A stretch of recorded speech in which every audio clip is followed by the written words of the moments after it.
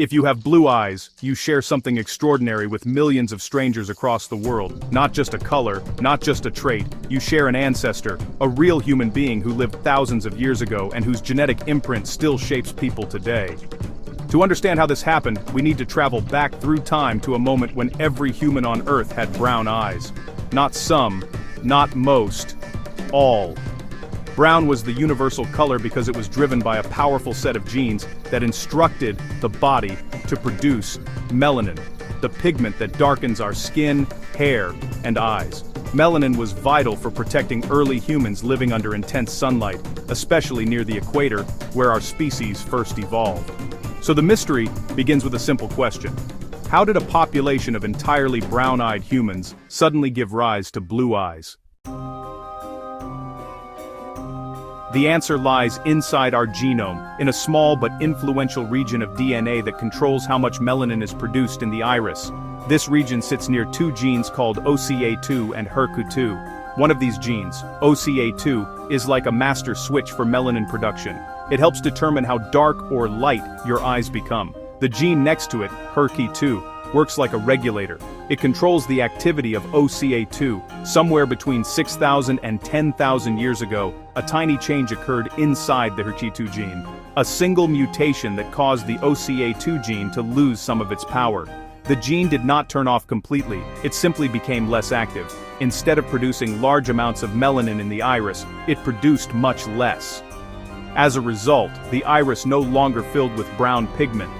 Instead, the scattered light reflected back in a way that created the appearance of blue. This was the moment blue eyes entered human history. A small genetic change with enormous consequences.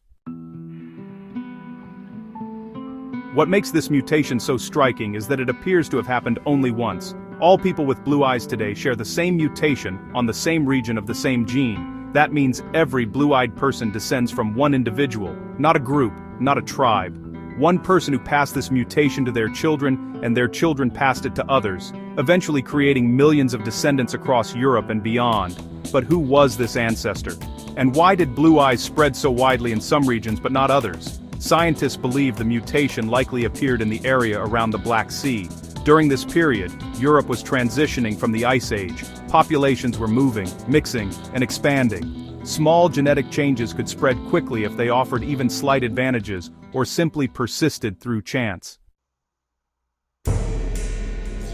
It is important to understand that blue eyes did not offer a clear survival advantage. They did not improve vision or health.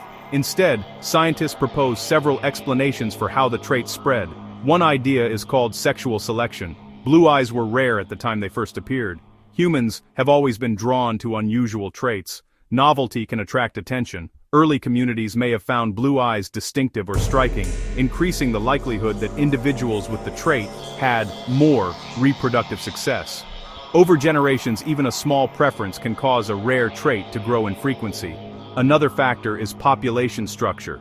Europe was not a smooth map of connected tribes. It was a landscape of isolated communities, separated by mountains, seas, and forests. If one community had multiple carriers of the mutation, it could become common by chance alone. Over time, these groups grew, moved, and interacted with others, spreading the mutation more widely. Ancient DNA also reveals that Europe's genetic history is made of several major ancestral layers. Hunter-gatherers lived there for thousands of years. Later, farmers from Anatolia brought new technologies and new genetic lineages. Still later, steppe pastoralists moved westward, from the region of modern Ukraine and southern Russia.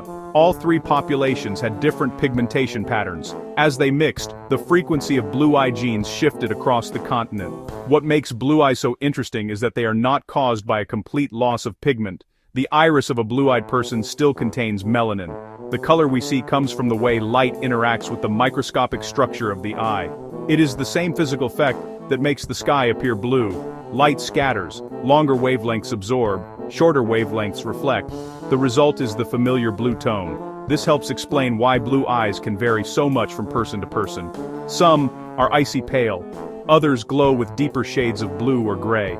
These variations come from differences in melanin levels and the structure of the iris, not from different blue eye mutations.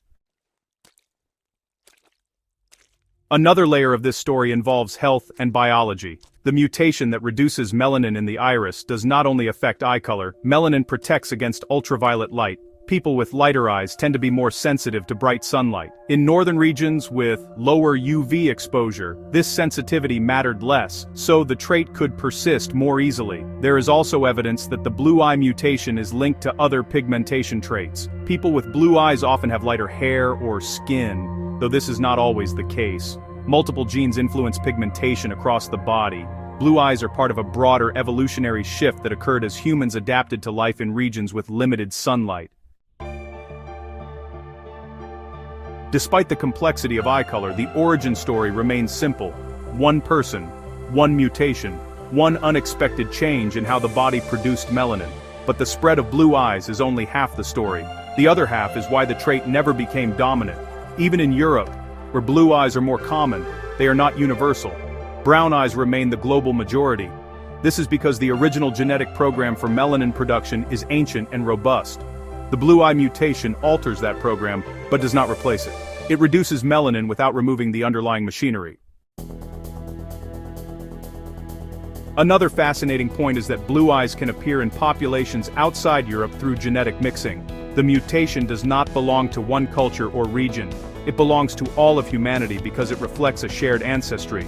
People with blue eyes may have different histories, different languages, and different identities, but genetically they are linked through this single ancient ancestor. As genetic research continues, scientists are discovering even more complexity behind eye color. Several other genes can influence shades of blue, green, or hazel. Although the primary mutation for blue eyes is well known, the variations that create intermediate colors are still being studied. Eye color is one of the clearest examples of how small changes in DNA can create visible diversity. The story of blue eyes also reminds us how evolution works. Traits do not appear because they are useful.